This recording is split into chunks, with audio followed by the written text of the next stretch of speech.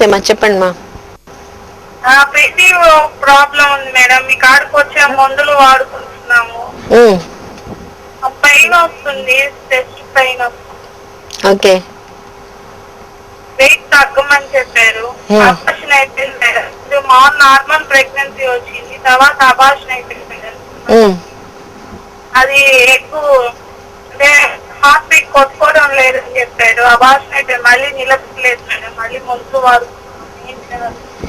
అదేమ్మా, అదే మీ డయట్ అది ఖచ్చితంగా పాటిస్తున్నారా? విటమిన్స్ పాటిస్తున్నాం మేడం. డైలీ 1 hour వాకింగ్ కూడా చేస్తాం. 55 kgs మేడం. ఓకే. పెళ్ళి 5వ సంవత్సరం మేడం. ఇప్పుడు ఒక బిడ్డ ఉంది కదా? లేదు మేడం, అది అబార్షన్ అయిపోయింది. పెళ్ళైనప్పటి నుంచి నిలబడలేదు. తర్వాత మందులు వాడినగా నిలబడలేదు. తర్వాత అదే నిలబడింది. ఓకే. కాడుకు వచ్చాము, మందులు వాడుకుంటా 3వ నెలలో అది హార్ట్ బీట్ కొట్టుకోవడం లేదని చెప్పారు. ఓకే. తర్వాత మళ్ళీ గడ్డలు ఉన్నాయి, దాని వల్ల రప్చర్ అయిపోయిందని చెప్పారు మేడం. స్కానింగ్ కదా, మళ్ళీ ఇప్పుడు స్కానింగ్ తీసుకుంటే చెస్ట్ అని చెప్తున్నారు. నీటి పురుగులు కాదు, గడ్డలు ఉన్నాయి అని చెప్తున్నారు మేడం. ఏమన్నా లాప్రోస్కోపిక్ సర్జరీ ఏమైనా చేపించుకోవాలా, లేకపోతే డైలీ మందులు ఏమైనా వాడుకోవాలి? రిపోర్ట్ తీసుకొని వచ్చి చూపించండి మా. చూపించాం మేడం, మందులు రాసిచ్చారు మీరే. వచ్చాము 1 వీక్ అయింది, మందులు రాసిచ్చారు. 22 మళ్ళీ రమ్మని చెప్పారు మేడం. ఓకే ఓకే ఓకే, సరే. అట్లయితే 22 రండి. సో ఇప్పుడు అబార్షన్ వచ్చి ఎన్నాళ్ళు అయింది మీకు? మార్చిలో అబార్షన్ అయిపోయింది మేడం. ఈ మార్చిలో. ప్రెగ్నెన్సీ అబార్షన్ ముందు ఎన్ని నెలలు ట్రీట్మెంట్ తీసుకున్నారు? ట్రీట్మెంట్ ఏం తీసుకోలేదు మేడం. మామూలుగా ఝాన్సీ కాడ మందులు ఆపేసాం మేడం. మళ్ళీ ట్రీట్మెంట్ ఏం తీసుకోలేదు, అలా అదే నిలబడిపోయింది. Okay okay. అప్పుడు అబార్షన్ అయింది కదా? ఒక 3 months కి అబార్షన్ అయిపోయింది. Okay okay. సో ఇప్పుడు మీరు రండి, వస్తే, ఎందుకంటే అవసరమైతే లాప్రోస్కోపీ ఖచ్చితంగా చేస్తాము. కానీ లాప్రోస్కోపీకి ముందు మీకు ఒకసారి ఆల్రెడీ ప్రెగ్నెన్సీ వచ్చి అబార్షన్ అయింది అంటే అదే మీకు ఈ బాడీలో యాంటీ ఆక్సిడెంట్ లెవెల్ ఎక్కువ అవ్వాలి. అట్లా అయినప్పుడు అప్పుడు మనకి ఖచ్చితంగా బాగుంటది. మీ బాడీలో మీ వెయిట్ ఇదంతా చూసిన తర్వాత అప్పుడు అవసరమైతే మీకు లాప్రోస్కోపీ చెప్తామ్మా. ఎందుకంటే ఒకేసారి లాప్రోస్కోపీ ఎప్పుడైనా చేసేదే అవసరమైతే. కానీ మీ బాడీని ముందుగానే తయారు చేసి పెట్టుకొని వెయిట్ కొంచెం తగ్గడం, ఇవి మిగతా పారామీటర్స్ అన్ని చూసుకొని అప్పుడు చేసిన తర్వాత కూడా మళ్ళీ వెయిట్ పెరగకూడదు. లాప్రోస్కోపీ చేసిన తర్వాత కూడా అప్పుడే ఆ ఎఫెక్ట్ మనకి బాగుంటది. మనకి ఖచ్చితంగా నెక్స్ట్ ప్రెగ్నెన్సీ వస్తుంది, ఖచ్చితంగా మంచి బిడ్డని తీసుకుంటారు. కానీ ఒకటి, ఇప్పుడు అబార్షన్ అయిపోయింది నాకు ఇప్పుడే రావాలి అంటే ఇక్కడ కాదు, కుదరదు. అది బాగా గుర్తుపెట్టుకోండి. అందరూ గుర్తుపెట్టుకోవాల్సిన ఒక విషయం ఏంటంటే, ప్రెగ్నెన్సీ అనేది ఇది న్యాచురల్. మనం అన్ని బాగా చేస్తే ప్రెగ్నెన్సీ అనేది అంటే వస్తుంది. కాకపోతే ఏంటంటే ఇప్పుడు మనకి హార్ట్ కొట్టుకోవడం అంటే ఇప్పుడు 70 per minute అట్లా ఉంటుంది. లంగ్స్ గాలి పీల్చడం అంటే 14 నుంచి 18 అట్లా ఉంటది. ఈ ప్రెగ్నెన్సీ అనేది ప్రతి నెల ఏర్పడడం ఒక 10 నుంచి 15% ట్రీట్మెంట్ తీసుకొని చేస్తే ఒక 20-25 మాక్సిమం అంతే వస్తుంది. ఇది సీల్డ్, ఒక ప్యాసింజర్ ట్రైన్ లాగా. అన్ని బాగుంటే ఇప్పుడు మనకేంటంటే ఒక 3 to 6 months ఆ టైం ఇచ్చినప్పుడు అది ఖచ్చితంగా అన్ని బాగా చేసిన తర్వాత ఆ టైం తీసుకుంటది అది. ఎందుకంటే కానీ మనకేంటంటే తొందరపడి ఈ నెల రావాలి రాలేదు కాబట్టి నాకు కష్టం అనే దాంట్లో వెళ్ళిపోతారు. సో ఆ టైం దానికి ఇవ్వాలి. ఇచ్చినప్పుడు ఖచ్చితంగా మంచి బిడ్డని తీసుకుంటారు. ఎందుకంటే అందరికీ ప్రెగ్నెన్సీ వచ్చేది ఏంటంటే పెళ్లి అయిన తర్వాత ఫస్ట్ 1 సంవత్సరంలో 60% 6 months లో కన్సీవ్ అవుతారు. ఇంకొక 20% ఇంకొక 6 months లో, అంటే 1 year లో 80% కన్సీవ్ అయిపోతారు. 10% ప్రతి నెల. సో అందుకనే ఆ పర్సెంట్ దాని పని అది చేసుకొని పోతుంది. స్లోగా చేస్తుంది కానీ ఖచ్చితంగా చేస్తుంది. ఆ స్లో దానికి మనం అక్సెప్ట్ చేసి వెయిట్ చేయకుండా చాలా వరకు ఏమవుతుంది అంటే 3 నెలలు నేను పోయినాను, సగం ట్రీట్మెంట్ తీసుకుంటా, నాకు రాలేదు, నేను ఆగిపోతాను. అది వదిలిపెట్టాలి అందరూ, ఇంట్లో పెద్దవాళ్ళు కానీ. ఈ ఒక్క ఇది ట్రీట్మెంట్ తీసుకున్న 6 months వాళ్ళని వదిలిపెట్టేసేయండి. ఇంకా అయ్యిందా లేదా, ఇంకా పోతున్నావే కాలేదే, ఇంకా డాక్టర్ మార్చి లేదా ట్రీట్మెంట్ ఆపేసే, ఇంకా నీకు రాదు, ఇటువంటి ఇదంతా చెప్పి మనం వచ్చేదాన్ని జస్ట్ వెయిట్. అందుకనే చాలా మందికి ట్రీట్మెంట్ తీసుకునేటప్పుడు రాదు, ఆపిన తర్వాత వచ్చేస్తుంది. ఎందుకంటే ఆపిన తర్వాత దాని గురించి ఆలోచన చేయడం వదిలిపెడితే దాని పని అది చేసుకుని పోతుంది. అదే ట్రీట్మెంట్ తీసుకునేటప్పుడు అదే ఓపికతో ఉన్నప్పుడు ఖచ్చితంగా మీ బిడ్డల్ని మీరు తీసుకుంటారు, మంచి బిడ్డగా తీసుకుంటారు.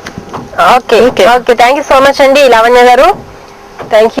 అండ్ డాక్టర్ గారు చెప్పినట్టు అన్ని కూడా ఫాలో అయితే మంచిది. అండ్ వీలైతే మీరు ఇంకొకసారి డాక్టర్ గారిని కన్సల్ట్ అవ్వండి. సో 22 రమ్మన్నారు కదా, 22 వెళ్ళి కన్సల్ట్ అవ్వండి. సో మనం ఇప్పుడైతే మన ప్రోగ్రామ్ లో మరొక చిన్న బ్రేక్ తీసుకుందాం. హెల్త్ లైన్ కార్యక్రమంలో మరొక చిన్న break.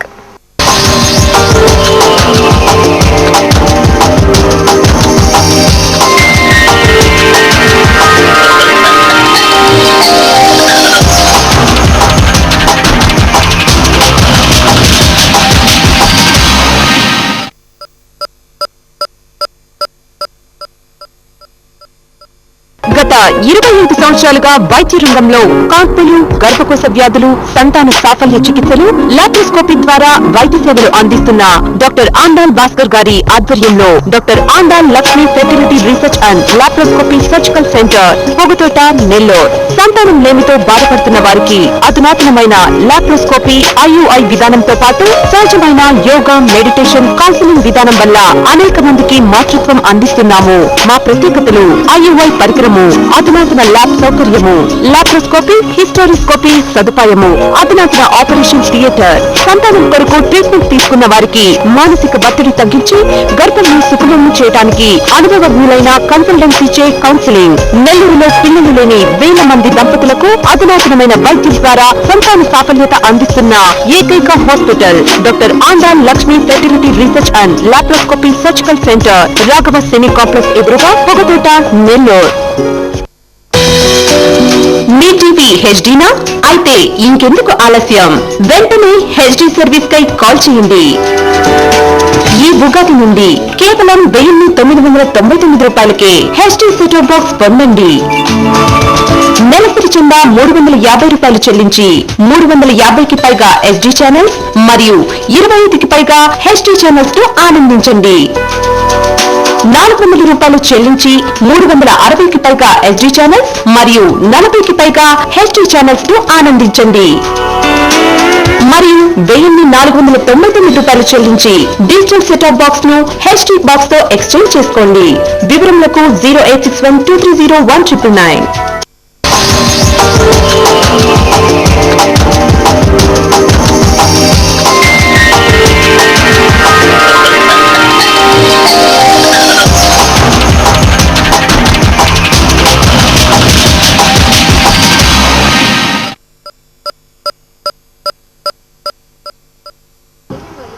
Welcome back to health line. So మనం నెక్స్ట్ కాల్ తీసుకుని కంటిన్యూ చేద్దాం. హలో హలో హలో మీ పేరు? మేడం మా పేరు శిరీష మేడం. శిరీష గారు, టీవీ వాల్యూమ్ మ్యూట్ చేయండి అండ్ కొంచెం డిస్టర్బెన్స్ వస్తుంది. మేడం మాది తిరుపతి. ఇక్కడ రిలేటివ్స్ వాళ్ళ ఇంటికి వచ్చాం మేడం. మాకు ఫస్ట్ సారి సిజేరియన్ జరిగింది మేడం, సెకండ్ టైం చేపించుకోవాలనుకుంటున్నాము. ఓకే, సో డాక్టర్ గారితోనే చెప్పండి. చెప్పండి. నమస్తే మేడం. నమస్తే అమ్మా, చెప్పండి. మేడం మాకు ఆల్రెడీ ఒకసారి సిజేరియన్ జరిగింది మేడం, ఫస్ట్ డెలివరీకి. నెక్స్ట్ సారి ఇప్పుడు 3 years గ్యాప్ వచ్చింది మేడం.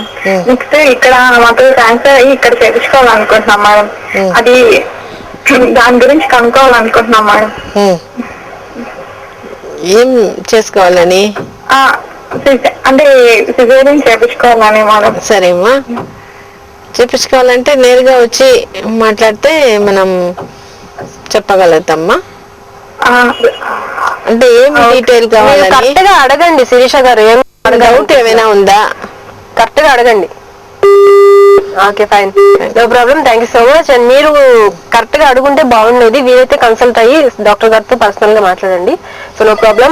అండ్ మనం నెక్స్ట్ కాల్ కూడా తీసుకుందాం. వాళ్ళేనా? హలో హలో నమస్తే అండి, ఎవరు మాట్లాడుతున్నారు? నా పేరు శ్రవంతి. శ్రవంతి గారు కొంచెం గట్టిగా మాట్లాడండి. పేరు శ్రవంతి. ఓకే, ఎక్కడి నుంచి కాల్ చేస్తున్నారు? మేము నెల్లూరు నుంచి కాల్ చేస్తున్నామండి. ఓకేనండి, డాక్టర్ గారు ఉన్నారు, మీ సమస్య ఏంటో చెప్పండి. మాట్లాడండి శ్రవంతి గారు. మేడం నమస్తే మేడం. నమస్తే అమ్మా. అది ఏంటంటే నాకు మ్యారేజ్ అయిన 1 month కి ఇన్ఫెక్షన్ వచ్చింది మేడం. అది డాక్టర్ దగ్గర చూపిస్తే అంటే యూరిన్ ఇన్ఫెక్షన్ ఎక్కువగా ఉంది, అలాగే చీమ్ కణాలు కూడా ఎక్కువగా ఉన్నాయని చెప్పి మెడిసిన్ ఇచ్చారు. తగ్గిందప్పుడు వాడిన తర్వాత మెడిసిన్ తీసుకున్న తర్వాత 3 months తర్వాత మళ్ళీ అంటే విపరీతమైన కిలో వచ్చింది. అప్పుడు మీ హాస్పిటల్ కి వచ్చాను. అప్పుడు సండే కదా, మీరు లేదు హాస్పిటల్లో. వేరే మేడం రాసిచ్చారు మెడిసిన్. అప్పుడు కొంచెం తగ్గింది, కానీ అప్పటి నుంచి ఏంటంటే రక్తిగా తగ్గట్లేదు మేడం.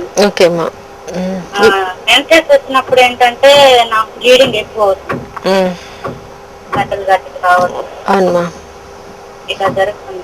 అదేమా, ఇంకొకసారి వచ్చి చూపించండి. కానీ దీనికి మనం ఏం చేస్తామంటే వాటర్ బాగా తాగాలిమా, ఎక్కువ సార్లు యూరిన్ పోవాలి యూరిన్ ఇన్ఫెక్షన్ ఉంటే. తర్వాత మనకి దీనికి స్పెసిఫిక్ గా చెప్తాం, కొంచెం క్యారెట్ జ్యూస్, కీరకాయ తీసుకోవడం, ఇటువంటిది మనం యూరిన్ ఇన్ఫెక్షన్ కి మనం తగ్గుతుంది. ఇంకోటి మన వైట్ డిశ్చార్జ్ అక్కడ ఇచ్చింగ్ అది ఉంటుందంటే నెయిల్స్ ముఖ్యంగా ఉండకూడదు, గోర్లు ఉండకూడదు, మా గోర్లు కట్ చేసుకోవాలి కంపల్సరీ. తర్వాత అక్కడ మనం యూరిన్ పాస్ చేసుకునే దగ్గర ఒక్కొక్కసారి చెమటలు వస్తుంది కొంతమందికి, ఆ చెమటలు లేకుండా చూసుకోవాలి. బాత్రూమ్ పోయి వచ్చిన తర్వాత తడి లేకుండా తుడుచుకోవాలి. తర్వాత ఈ టెస్ట్కి వచ్చి భార్యాభర్తలు ఈ ట్రీట్మెంట్ భార్యాభర్తలు ఇద్దరు ఒకేసారి ట్రీట్మెంట్ పెడతాము. తర్వాత ఒక 1 week అట్లా ఇద్దరు దూరంగా ఉండమంటాము. అక్కడ మామూలుగా ఇన్ఫెక్షన్ కంట్రోల్ చేసే దానికోసం, అక్కడ రెసిస్టెన్స్ ఇంప్రూవ్ చేసే దానికోసం వేరే కొన్ని విటమిన్స్ లాగా పెడతాం అన్నమాట. అది వాడిన తర్వాత ఇది గ్రాడ్యువల్ గా ఖచ్చితంగా తగ్గిపోతుంది. ఈ ముఖ్యంగా ఇటువంటి వాటిలో మనం తీసుకోవాల్సిన జాగ్రత్తలే ఇంపార్టెంట్. అది ఓకేనండి, థ్యాంక్ యూ సో మచ్. మీకు ఇంకేమైనా డౌట్స్ ఉంటే కనుక డాక్టర్ గారిని సంప్రదించండి. ఓకేనండి, okay, thank you so much. So ఈ PCOD ట్రీట్మెంట్ గురించి చెప్తున్నాం కదా. ఓకే, సో మనం తీసుకోవాల్సిన డయట్ లో ఏం మార్పు తీసుకురావాలి? సో అవాయిడ్ చేసేది అంటే ఈ ఆక్సిడేటివ్ స్ట్రెస్, ఈ ఫ్రీ రాడికల్స్, వ్యర్థ పదార్థాలు చేసేది తీసుకొచ్చేది ఏది అంటే షుగర్, తర్వాత మైదా రిలేటెడ్ ప్రోడక్ట్స్, ఈ పిజ్జా, బర్గర్, ఇటువంటిదంతా. ఆయిల్స్, తర్వాత బయట ఆయిల్స్ ఏంటంటే ఒక్కొక్కసారి డీప్ ఫ్రై చేస్తారు, వాడిన ఆయిల్ మళ్ళీ వాడతారు.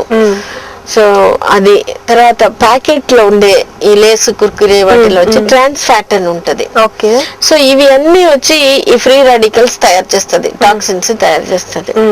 తర్వాత ఈ కలరింగ్ ఏజెంట్స్, ప్రిజర్వేటివ్ ఉండేది, తర్వాత ఫ్లేవర్ కోసం యాడ్ చేస్తారు, ఇవి అన్ని కూడా చేస్తుంది. ఈ మామూలుగా ఆర్గానిక్ ఫుడ్ వాడమని చెప్తారు. ఈ ఎరువులు వేసి పండించినప్పుడు దాని ఎఫెక్ట్ కూడా చాలా హార్మోన్ ఇంబ్యాలెన్స్ ప్రొడ్యూస్ చేస్తుంది. మనం కాల్ తీసేసుకుందాం. హలో హలో హలో, నమస్తే అండి. హలో, నమస్కారం, ఎవరు మాట్లాడుతున్నారు? నా పేరు శిరీష అండి. శిరీష గారు చెప్పండి. ఇందాక కాల్ చేస్తున్నా మీరే కదా? అవును. Okay fine. డౌట్ అమ్మా? అవునండి. హలో, చెప్పమ్మా. వైట్ బ్లీడింగ్ అవుతా ఉందండి. అది మీగడ లాగా అవుతుందా, నీళ్ళ లాగా అవుతుందా, లేదంటే కొంచెం జెల్లీ టైప్ లో అవుతుందా? అంటే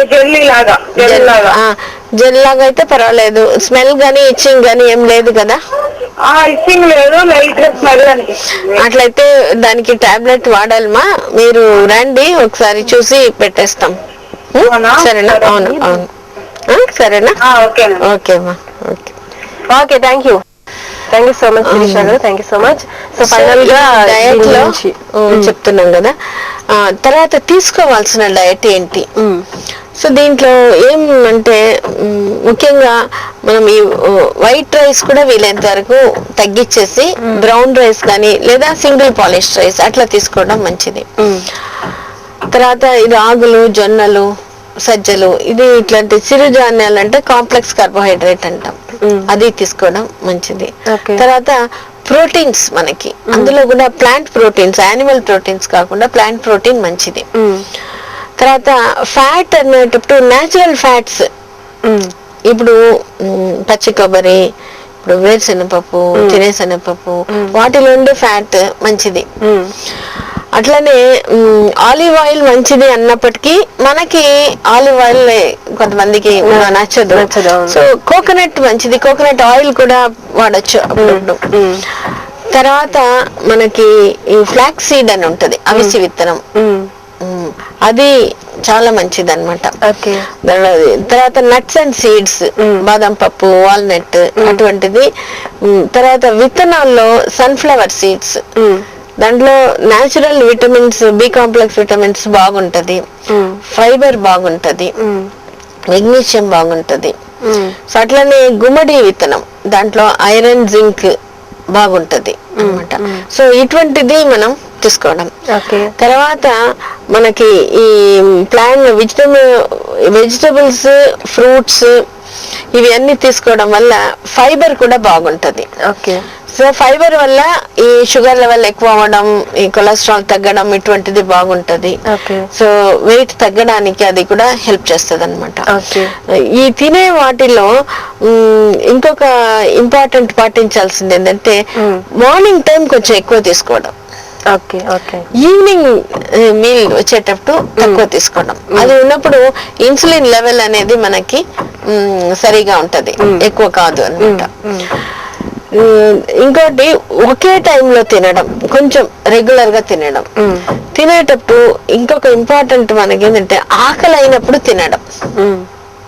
మనకి టైం లేదు, ఇంకా మళ్ళీ టైం ఉండదు తినడానికనే ఆ టైంకి తింటాము. అట్లా కాకుండా ఆకలి అయినప్పుడు తినడం, తినేటప్పుడు కొంచెం నిదానంగా నమిలి తినడం. అట్లా ఉన్నప్పుడు ఎంజాయ్ చేస్తూ తినడం. అట్లా చేసినప్పుడు మనకి ఇండైజెషన్ ప్రాబ్లం అనేది చాలా తగ్గుతుంది. సో ఈ డయట్ వల్ల ఏమవుతుందంటే ఒక 500 క్యాలరీస్ తగ్గిస్తే మన డయట్ లో ప్లాన్ చేసుకుంటే 1/2 kg తగ్గుతారు 1 వీక్ కి. 1000 క్యాలరీ తగ్గిస్తే 1 kg per వీక్ తగ్గుతారు అనమాట. ఇది డయట్ లో. ఎక్సర్సైజ్ లో ఏంటంటే ఒక రీసెర్చ్ లో ఏం తెలియదంటే 1/2 hour brisk walking 5 days a week చాలు. అది చేసుకుంటే ఎందుకంటే సర్క్యులేషన్ బాగా ఇంప్రూవ్ అవుతుంది. ఇది కూడా మంచి గుడ్ వే ఆఫ్ డీటాక్సింగ్ అనమాట. సో డయట్ ప్లస్ ఎక్సర్సైజ్ బాగా చేసినప్పుడు వెయిట్ రిడక్షన్ మనకి బాగుంటది.